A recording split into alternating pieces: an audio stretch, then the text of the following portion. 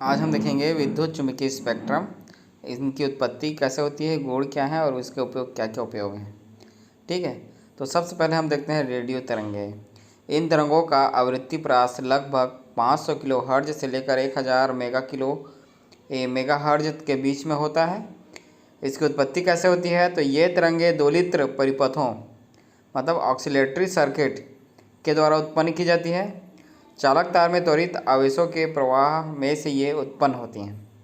ठीक है, तो कुल मिला के ये चालक तार के त्वरित आवेशों के प्रवाह से ये तरंगे उत्पन्न होती हैं।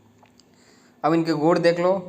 इनके गुण में क्या क्या है, तरंग दैर्घ्य अधिक होने के कारण ये तरंगे विवर्तित हो जाती हैं, मतलब मुड़ जाती हैं। विवर्तित होना मतलब मुड़ जाना। ठीक है, देख लो, इन तरंगों का उपयोग रेडियो एवं दूरदर्शन की संचार प्रणालियों में किया जाता है। जैसे जो भी हम टीवी देखते हैं ये इन्हीं तरंगों के माध्यम से हमको दिखाई देता है। ठीक है, अब है सूक्ष्म तरंगे। सूक्ष्म तरंगे लघु तरंग दैर्घ्य की रेडियो तरंगे होती हैं। इन तरंगों का आवृत्ति प्रास 3 गीगाहर्ट्ज से लेकर 300 गीगाहर्ट्ज के बीच होता है। ठीक है, अब इसकी उत्पत्ति कैसे होती है, तो देख लो यहाँ पे। इन तरंगों का उत्पादन विशेष प्रकार के निर्वात ट्यूबों जैसे कि मैग्नेट्रॉन है ना, या क्लाइस्ट्रॉन या गन डायोड आदि के द्वारा किया जाता है। अब इसका गुण देख लो। इन तरंगों का तरंग दैर्घ्य बहुत ही कम होता है, अतः बड़े आकार के अवरोध पर ये किरणें विवर्तित नहीं होती, मतलब मोड़ती नहीं हैं और संकीर्ण किरण पुंज के रूप में आगे बढ़ जाती हैं। इस प्रकार इन तरंगों को बिना फैलाव के एक विशेष दिशा में भेजा जा सकता है। ठीक है, अब इसका उपयोग, तो इसका उपयोग क्या चीज़ में होता है, तो देख लो यहाँ पर रडार प्रणाली और दूरसंचार में। ठीक है, रडार को तो जानते हो, ये बॉर्डर पे लगा रहता है। कोई भी घुसपैठिया हवाई जहाज या मिसाइल जो भी आता है उसको ये डिटेक्ट कर लेता है, पता लगा लेता है। दूसरा है माइक्रोवेव ओवन, है ना, इसमें खाद्य पदार्थ को गर्म किया जाता है। ठीक है, तो इस तरह से इसका उपयोग किया जाता है।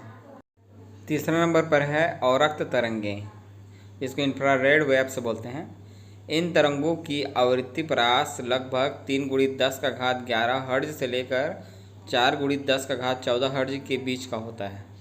ठीक है, ये इसकी उत्पत्ति कैसा होता है, कोई भी तरंग गर्म पिंड एवं अणुओं से उत्पन्न होती है। कोई भी तरंग है ये इंफ्रारेड की, ये गर्म पिंड एवं अणुओं से उत्पन्न होती हैं।